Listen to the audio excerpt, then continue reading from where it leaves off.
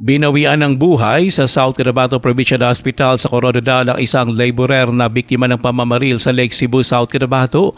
Kinilala ni Lake Cebu Chief of Police Lieutenant Colonel Bernie Faldas ang biktima na si alias Fonsing, 24 anyos. Ayon pa kay Faldas, ang biktima ay binaril umano ng biyana nitong lasing na si alias Anyos, 32 anyos. Sinabi ni Faldas na naabutan kasi ng biyanan ang manugang na nakipag-away sa kanyang misi sa kanilang compound sa Barangay Lampugon.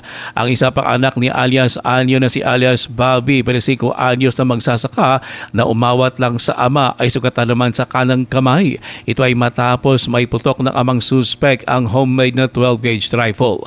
Ang bitimang biyanan ay nagtamo ng malubhang sugat sa tiyan na naging sanhi na kanyang pagkasawi. Ayon pa kay Faldas, handa naman ang mga kaanak ng biktima na kasuhan ang suspect. Possible case una sa umagad nga napatay naton nga biktima is automatically murder. Sa iyang anak, considering na naigo ni siya sa kamot kag nasamaran, stated murder. Dalawa ang kaso nga in case nga mapasaka naton nga kaso sa aton nga suspect. Si Lake Cebu Chief of Police Lieutenant Colonel Bernie Faldas, ang suspect na tumakas matapos ang krimen ay nahanap pa ng PNP. Ruel Osalo, NDBC, Bida Balita.